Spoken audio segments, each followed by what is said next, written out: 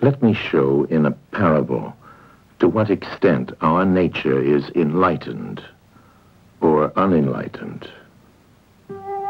Envision human figures living in an underground cave with a long entrance across the whole width of the cave. Here they have been from their childhood and have their legs and necks chained so that they cannot move and can only see before them, being prevented by the chains from turning their heads around. Above and behind them, a fire is blazing at a distance. They see only their own shadows, which the fire throws on the opposite wall of the cave. For how could they see anything but the shadows if they were never allowed to move their heads?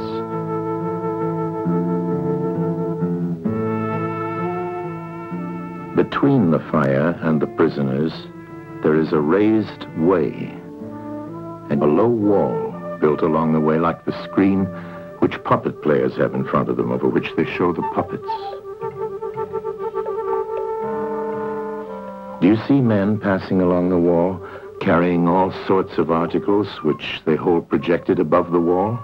Statues of men and animals made of wood and stone and various materials? Of the objects which are being carried in like manner, they would only see the shadows.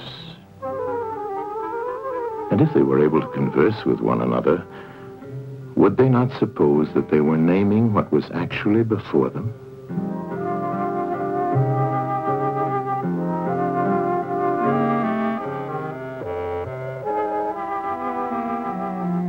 And suppose further that there was an echo which came from the wall. Would they not be sure to think when one of the passers-by spoke that the voice came from the passing shadows? To them, the truth would be literally nothing but the shadows of the images. And now look again and see what will naturally follow if one of the prisoners is released.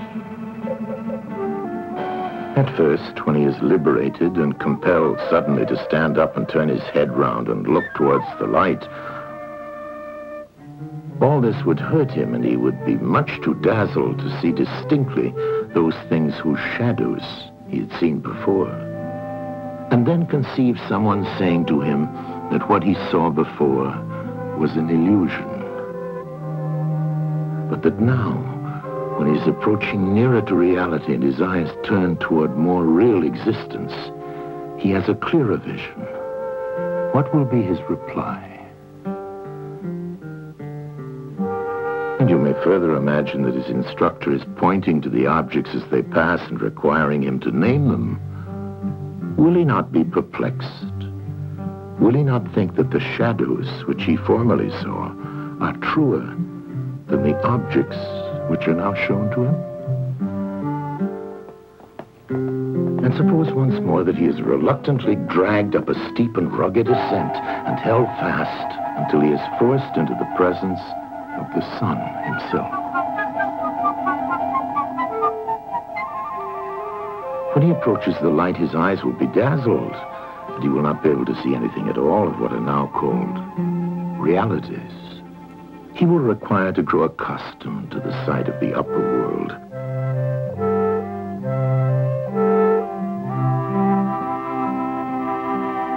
And first he will see the shadows best.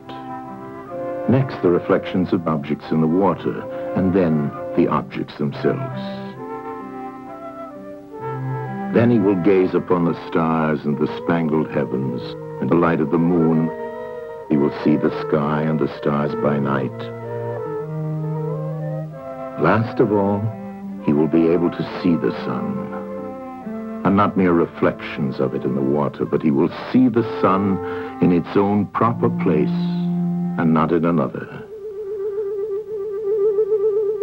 And he will contemplate the sun as it is. Will he not then proceed to argue that it is the sun who gives the season and the years, and is the guardian of all that is in the visible world, and in a certain way the cause of all things which his fellows had been accustomed to behold? Clearly he would first see the sun, and then reason about it. And when he remembered his old habitation and what was the wisdom of the cave and his fellow prisoners, do you not suppose that he would bless himself for the change and pity them?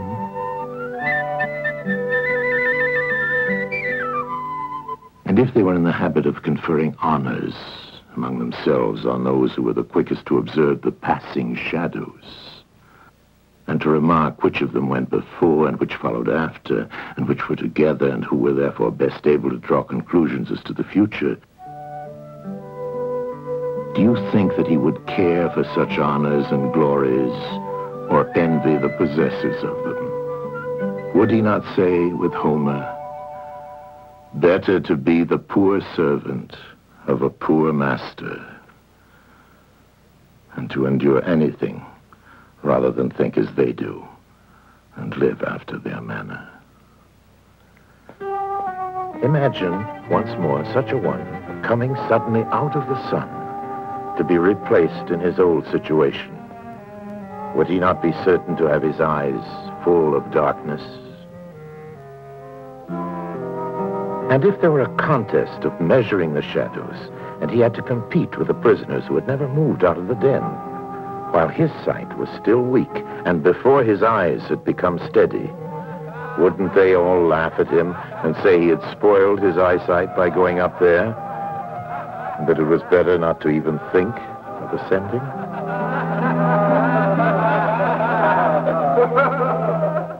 And if anyone tried to release another and lead him up to the light, let them only catch the offender, and they would put him to death.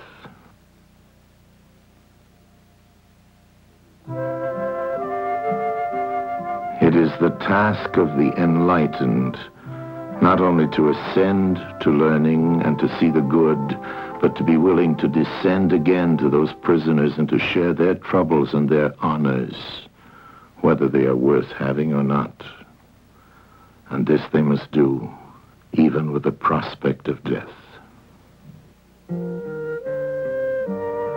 They shall give of their help to one another, wherever each class is able to help the community.